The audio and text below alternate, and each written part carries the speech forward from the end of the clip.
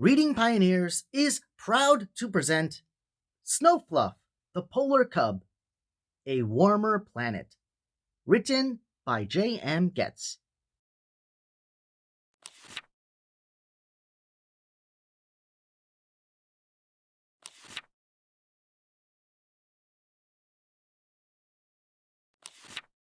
The stone skipped a couple times off the surface of the water. Then it vanished. Snofluff, the polar cub, picked up another smooth stone from the embankment and tossed it out into the river. Skip, skip, skip, plop, as another stone disappeared from sight. Good one, Snowfluff! You skipped that stone 3 times! Gushed Pablo the Puffin, Snowfluff's best friend. It was a clear Sunday morning in the Canadian tundra. Snowfluff and Pablo went exploring. It was one of their favorite pastimes. Today, they had ventured south along the banks of the Ramsey River. So far, they had found 2 eagle feathers and a silver clam shell. 3 more souvenirs to add to their collection at home. Snowfluff took a couple of steps on the river bank. Let's go this way, he sputtered as he tripped and fell forward. Are you okay, Snowfluff? Asked Pablo. Yeah, I'm good. But what do we have here? Snowfluff replied as he rose from his fall. He had tripped on a large object that was half buried in the dirt. Pablo perched on Snowfluff's shoulder as they both examined their discovery. They had stumbled upon the bones of a large animal. An animal neither one of them had ever seen before. An enormous, curved tusk extended from a skull that was partially submerged in the river bank. What kind of animal do you think that was? Questioned Pablo. An ancient woolly mammoth, answered a deep voice in the distance. Snowfluff and Pablo looked around to see where the voice came from. On the edge of the riverbank stood a moose that was chewing on some twigs. They aren't around anymore. Extinct is what I think they call it, announced the moose. I'm Manny, by the way. And you two are... I'm Pablo, and this is my best friend, Snowfluff, greeted Pablo. Manny the moose took one last bite of the twig and took a few steps towards them. Global warming, I tell you. Humans are really starting to affect the planet, and not in a good way, grunted Manny. What is global warming? Asked Snowfluff. I've never heard of it. Manny turned and walked alongside the river. Follow me, guys, Manny instructed. I have something to show you. Manny strolled ahead, whistling a tune as Snowfluff and Pablo followed his lead. They traveled along the river and listened to it roar as the currents crashed against massive granite boulders. Snowfluff picked up another stone and skipped it into the river. Humans create so much pollution. The plastic, the litter. It's polluting our environment and causing our planet to warm slowly. Those mammoth bones you two came up upon, they were covered in frozen land for many, many years. It's called permafrost. But now, you see, our planet Earth is getting warmer and warmer, Manny said. That's why those mammoth bones weren't covered in the permafrost anymore, right? Pablo quipped. Yes, indeed, Pablo. Yes, indeed, returned Manny. As the 3 made their way further along the riverbed, Snowfluff thought about what would happen to this habitat if all this pollution and global warming continued. Would all the sea ice and glaciers eventually melt? Would the ocean rise because of all the melted ice and snow? This could be devastating to his family, his friends, and the wildlife that called the Canadian tundra home. Is there anything we can do to combat pollution and global warming? Inquired Snowfluff. Manny stopped in his tracks and looked back at the pair. Well, actually, yes, there is. I'm about to show you both something. We're almost there, Manny answered. They made their way up a small hill. Manny stopped as he reached the top and raised his head. Snowfluff stood on his hind legs for a better view. Down below, the river roared. Its waters crashed over boulders as it made its way downstream. There was a small pocket on the side of the river where a tree branch and several plastic bottles were floating. A large truck tire had caught on a large branch. Wow! Look at all that junk! Where did that come from? Questioned Pablo. Manny shook his head and answered. From somewhere upstream. It's the humans' litter. When they don't recycle or dispose of it correctly, it sometimes ends up here. Snowfluff started to meander down the hill. Manny and Pablo followed. I am going to get these bottles out of the river, said Snowfluff.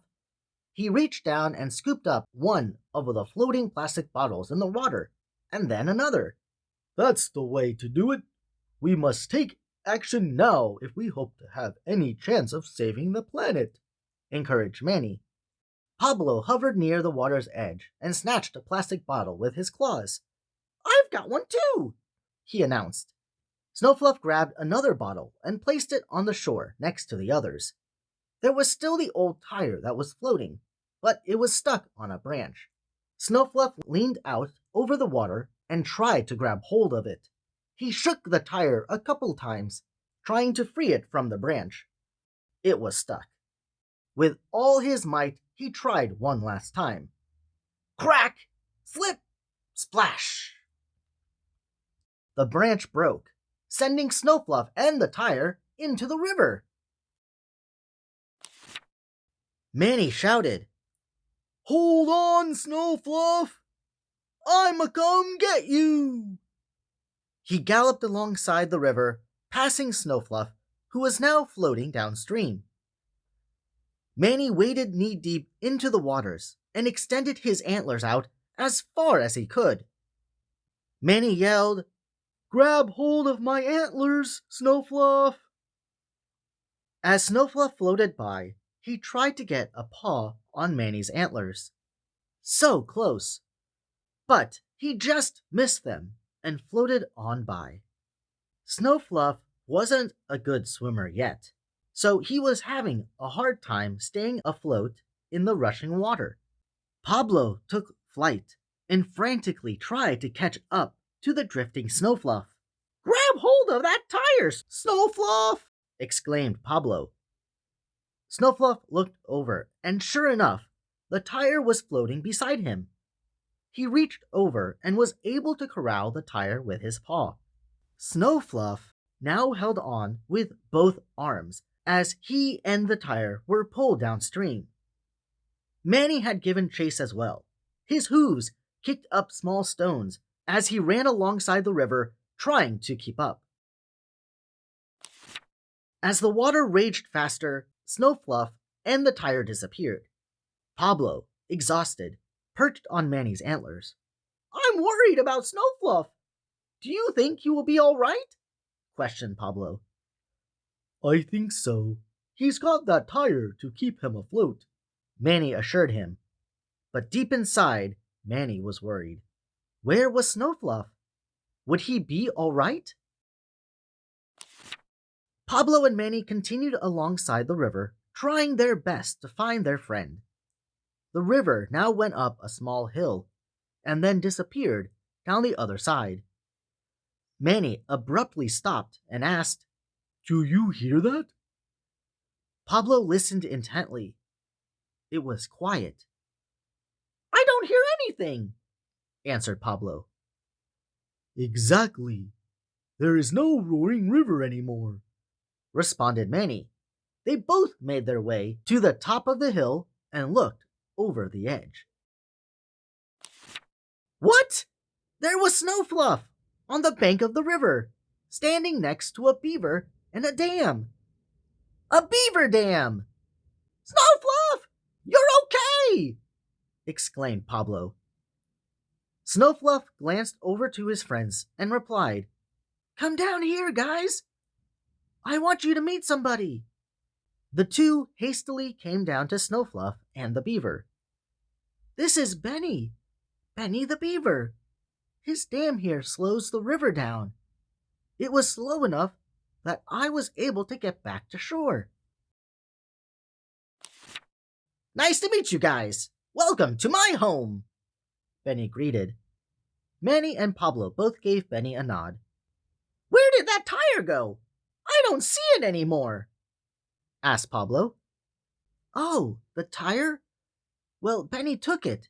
He collects and recycles all the litter that comes down the river. He too is helping to battle pollution and global warming, answered Snowfluff. Well, now we know where to bring any litter we collect in the future, stated Manny. Yes, anytime. Anytime. But Snowfluff, please take the land route next time, chuckled Benny. They all laughed as they said their goodbyes. That was enough recycling for today.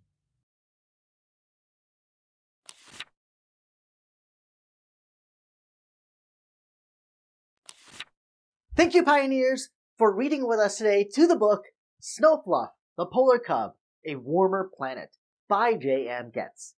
While global warming is an important topic to discuss, I think the most important thing we can do is actually try to save our environment by cleaning up trash and preserving nature. This is why I loved reading this book, because Snofluff was being proactive in trying to help our planet. You can support J.M. Getz with this incredible book by purchasing a copy for yourself on Amazon or visiting kaleidoscopecreations.net. Links are available to both in the description box down below. I've had the honor of reading this book and one other Snofluff adventure story on my YouTube channel, thanks to J.M. Getz. If you have a book you'd like to be read, please send me an email, contact@readingpioneers.com, so we can turn it into the next read aloud. Also, it would really help this channel if you like the video and subscribe to stay updated with future read-alouds coming soon. Unfortunately, this is it for today. While waiting for the next upload, I extremely hope you check out the other Snofluff books if you really enjoyed this one. And visit my YouTube channel to find more fun read-alouds with me. Thanks again, readers, for joining us today, and until next time, I hope you all have an amazing day. Bye-bye.